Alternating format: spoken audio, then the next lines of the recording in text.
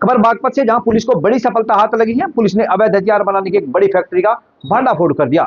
यह कार्रवाई बड़ौद कोतवाली क्षेत्र के पूरी यमुना नहर जाल के पास स्थित एक खंडरनुमा भवन में की गई, जहां लंबे समय से अवैध असले तैयार किए जा रहे थे। पुलिस की छापेमारी के दौरान अलग अलग बोर के करीब 20 तमंचे, जिंदा कारतूस, अधबने हथियार और भारी मात्रा में हथियार बनाने का सामान भी बरामद किया गया है। मौके से 3 अभियुक्तों को भी गिरफ्तार किया गया है, जबकि इस पूरे नेटवर्क का मास्टरमाइंड पुलिस को चकमा देकर फरार हो गया। बताया जा रहा है कि फरार आरोपी हाल ही में जमानत पर जेल से बाहर आया था और दोबारा अवैध हथियारों के कारोबार में सक्रिय हो गया। गिरफ्तार आरोपियों में एक झोलाछाप डॉक्टर भी शामिल बताया जा रहा है, जिससे कई सवाल खड़े हो गए हैं। पुलिस अब फरार मास्टरमाइंड की तलाश में लगातार दबिश दे रही है। इस बड़ी कार्रवाई पर पुलिस अधीक्षक ने टीम को 25,000 रुपए के नगद इनाम की घोषणा की है। ये अपराध और अपराधियों के विरुद्ध चलाए जा रहे अभियान के क्रम में जनपद बागपत को एक बड़ी सफलता हासिल हुई है।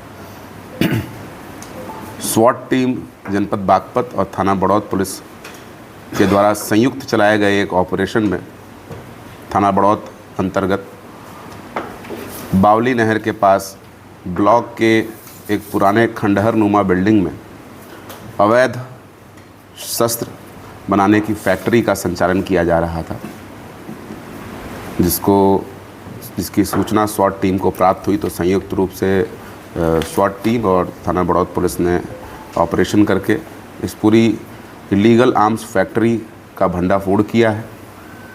3 अभियुक्त इसमें गिरफ्तार किए गए हैं। इनके नाम क्रमशः सलीम,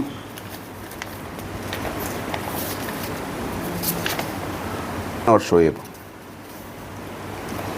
इनके पास से कुल 20 अलग अलग बोर्स के बने हुए तमंचे और लगभग 6 हाफ मेड आधे अर्धनिर्मित तमंचे और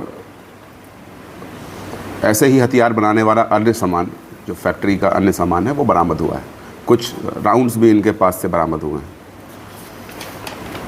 इसमें शोएब और फरमान का पिता, जो मेहरबान नाम का व्यक्ति है, मौके से फरार हो गया और इस पूरे रैकेट का मास्टरमाइंड मेहरबान भी है। पहले भी लगातार ये इस तरह के काम करता रहा है। अभी ये जब जमानत पे छूट के आया है तो इसने वापस घटना कारित करना शुरू की है।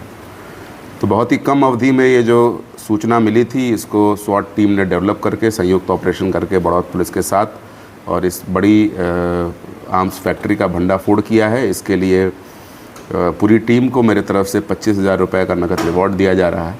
सर, ये कहाँ सप्लाई करते थे? और थाना बड़ौद पर सुसंगत धाराओं में अभियोग पंजीकृत करके इन तीनों अभियुक्त को माननीय न्यायालय के समक्ष प्रस्तुत किया जा रहा है।